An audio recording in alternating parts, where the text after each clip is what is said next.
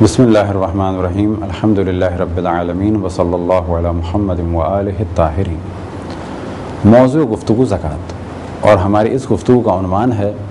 مصرف زکوٰۃ، یعنی جو زکوٰۃ نکالی گئی ہے اس کا کیا کیا جائے یا کس پہ خرچ کی جائے۔ تو پہلے مرحلے میں جانب توجہ رہے کہ زکوٰۃ خرچ کی جا سکتی ہے 8 جگہوں پر یا 8 قسم کے کاموں پر۔ نمبر 1 فقیر، اور فقیر سے مراد ہے وہ شخص کہ جس کا خرچہ آمدنی کے اعتبار سے زیادہ ہو اور اس کے بیوی بچوں کے خرچے پورے نہ ہو پاتے ہوں۔ نمبر 2 مسکین، وہ شخص کہ جو حالات کے اعتبار سے فقیر سے بھی زیادہ تنگ دست ہے۔ نمبر 3 وہ شخص کہ جو نبی یا امام یا نائب امام کی جانب سے زکوٰۃ کی جمع آوری کے کام میں مصروف ہے۔ نمبر 4 وہ کفار کہ جنہیں اگر زکوٰۃ دی جائے تو وہ اسلام کی جانب مائل ہوں گے، یا یہ کہ دوران جنگ مسلمانوں کی مدد کریں گے، یا یہ کہ مسلمانوں پر حملہ نہیں کریں گے،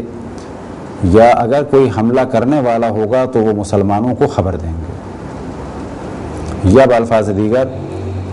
وہ کفار کہ جو بالآخر سیاسی اعتبار سے یا جنگی اعتبار سے مسلمانوں کے لیے فائدہ مند ہیں۔ نمبر 5 غلاموں کو خرید کر آزاد کرنے کے لیے۔ نمبر 6 اس قرض دار کے لیے کہ جو اپنا قرض ادا نہ کر سکتا ہو اپنی آمدنی سے۔ نمبر 7 فی سبیل اللہ، یعنی ہر وہ کام کہ جو اللہ سبحانہ و تعالیٰ کی خوشنودی کے لیے ہو، جیسے کہ مسجد بنانا، یا وہ کام کہ جو عام انسانوں کے لیے فائدہ مند ہوں، جیسے کوئی بلڈنگ بنانا، اسکول بنانا، کوئی ہاسپٹل بنانا، اسی طرح سے کوئی پل بنانا۔ تو جو بھی کام مسلمانوں کے لیے، عام مسلمین کے لیے فائدہ مند ہیں، ان میں بھی اس پیسے کو خرچ کیا جا سکتا ہے۔ نمبر 8 ابن السبیل، یعنی وہ مسافر کہ جو سفر میں پریشان ہو، اس کا خرچہ نہ ہو اور سفر میں محتاج ہو گیا ہو۔ یہ تو تھے وہ 8 موارد یا وہ 8 جگہیں کہ جہاں پہ زکوٰۃ کو خرچ کیا جا سکتا ہے۔ اب توجہ رہے چند مسائل کی جانب۔ جب بھی فقہ میں کہا جائے فقیر تو اس سے مراد گداگر، یعنی جو روڈوں پر بھیک مانگ رہے ہیں، یعنی بیگرز، وہ مراد نہیں ہے، بلکہ فقیر سے مراد ہر وہ شخص کہ جو پورے سال کی آمدنی نہ رکھتا ہو، یا جو کماتا ہو وہ اس کا گزر اوقات کے لیے کافی نہ ہو اور اس کو ضرورت پڑتی ہو کچھ پیسوں کی، یہ فقیر ہے، اور ایسے افراد کو زکوٰۃ دی جا سکتی ہے۔ کیا شرائط ہے ایسے افراد کی، وہ بعد میں انشاءاللہ بیان ہوگی، جیسے کہ خمس کے ضمن میں بیان ہوئی۔ تو پہلا موضوع یہ ہے کہ ایسے افراد کو زکوٰۃ دی جا سکتی ہے۔ اب یہ تصور کہ جب تک کوئی فٹ پاتھ پہ نہ آ جائے اس وقت تک اس کی مدد نہ کی جائے، یہ بالکل ایک غلط تصور ہے، کیونکہ عام طور پر یہ نظریہ بالکل کلیئر نہیں ہو پاتا کہ لوگ یہ سمجھتے ہیں کہ جب تک کوئی بالکل فقیر نہ ہو جائے، یعنی اس کا ہاتھ بالکل خالی نہ ہو جائے، اس وقت تک اسے زکوٰۃ نہیں دے سکتے۔ یہ بالکل غلط ہے، بلکہ ممکن ہے کسی کا گھر ہو، اس کی ایک سواری بھی ہو سادی سی، لیکن اس کے باوجود بھی اس کو زکوٰۃ دی جا سکے، کیونکہ اس کے پاس گزر اوقات کے لیے پیسہ نہیں ہے۔ اور یہ جو چیزیں ہیں یہ ضروری چیزیں ہیں، لیکن ہاں اگر اس کے پاس 2 گھر ہوں تو کہا جائے گا اس کو زکوٰۃ نہیں دی جائے گی، کیونکہ اس کی ضرورت سے زیادہ اس کے پاس پیسہ ہے اور یہ اس پیسے کو خرچ کر سکتا ہے۔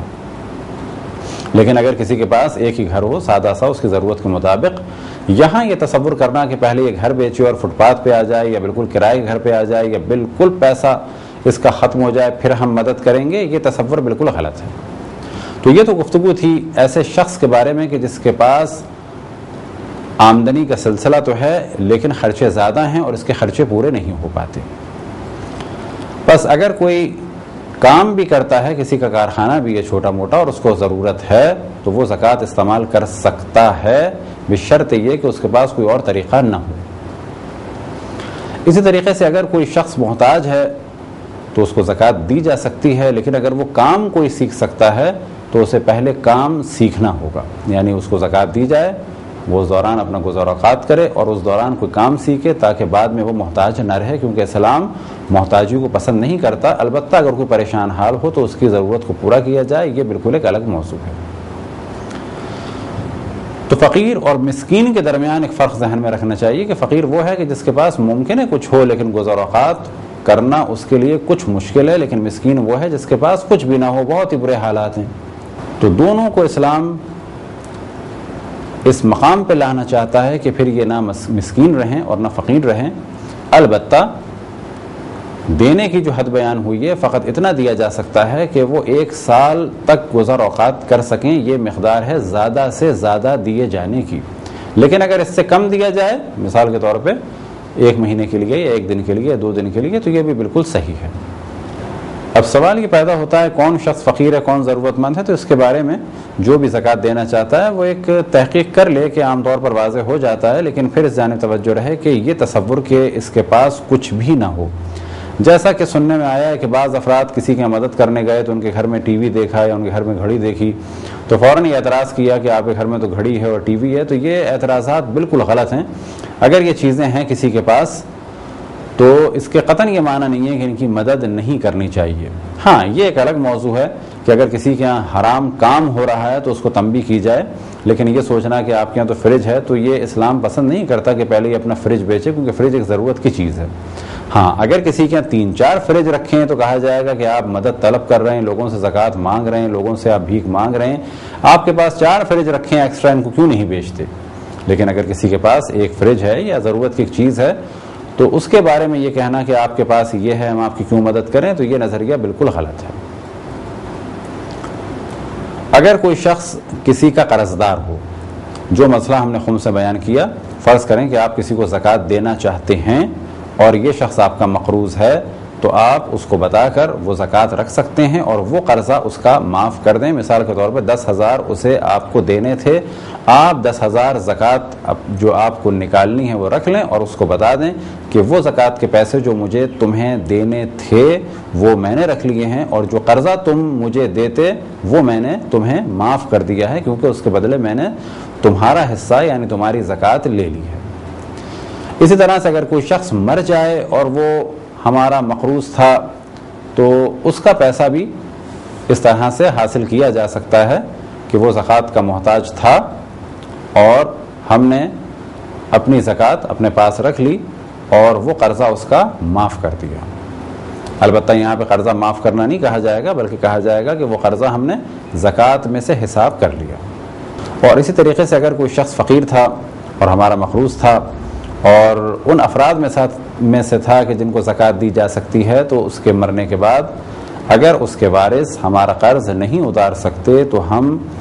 زکوٰۃ میں سے حساب کر سکتے ہیں، یعنی اگر 10,000 اسے ہمیں دینے تھے تو ہم اپنی زکوٰۃ کے 10,000 اپنے پاس رکھ لیں اور اپنے 10,000 جو اس کے پاس تھے اسے زکوٰۃ میں سے حساب کریں تاکہ وہ اب قرض دار نہ رہے۔ اگر کوئی شخص مقروض ہے تو وہ اپنا قرض اتارنے کے لیے بھی زکوٰۃ لے سکتا ہے، بشرط یہ کہ جو پیسہ اس نے لیا تھا قرض کے طور پہ اسے اللہ سبحانہ و تعالیٰ کی معصیت میں خرچ نہ کیا ہو۔ اگر کوئی شخص مسافرت میں ہو، گو کہ اپنے شہر میں اس کے پاس مال ہے اور وہاں پر محتاج نہیں ہے، لیکن اگر مسافرت میں اس کا مال ختم ہو جائے اور کسی سے وہ نہ لے سکے، یا اس کا مرکب یعنی سواری اس کی ختم ہو جائے، یا سواری کے لیے پیسے نہ ہوں، یا کھانے پینے کے لیے پیسے نہ ہوں، یا وہاں کے گزار اوقات کے لیے پیسے نہ ہوں، تو گو کہ وہ مالدار ہے اپنے شہر میں، لیکن کیونکہ وہاں سے وہ پیسے نہیں منگا سکتا لہٰذا سفر میں وہ زکوٰۃ لے سکتا ہے۔ لیکن اس سفر کے بارے میں شرط یہ ہے کہ وہ سفر گناہ کا سفر نہ ہو۔ بس اگر کسی نے سفر کیا ہے گناہ کے لیے اور وہاں پر محتاج ہو جائے تو زکوٰۃ نہیں لے سکتا، لیکن اگر کسی نے سفر کیا ہے کسی واجب کام کے لیے یا جائز کام کے لیے، حتیٰ وہ آؤٹنگ یا تفریح ہی کیوں نہ ہو، اور وہاں پر وہ محتاج ہو گیا، تو کیونکہ وہاں پر وہ محتاج ہو گیا ہے تو اپنے زندہ رہنے کے لیے، کھانے پینے کے لیے، علاج کے لیے، معالجے کے لیے اور ٹکٹ کے لیے وہ زکوٰۃ لے سکتا ہے تاکہ اپنے شہر واپس آئے اور زندگی گزار سکے۔ یہ تھے چند مختصر سے مسائل مصرف زکوٰۃ کے۔ خداوند تبارک و تعالیٰ سے دعا ہے کہ بحق محمد وآل محمد ہمیں اپنے رسول اپنی حجتوں خصوصاً امام زمان علیہ الصلوۃ والسلام کی معرفت اور اطاعت کی توفیق عطا فرمائے۔ وصلی اللہ علی محمد وآلہ الطاہرین۔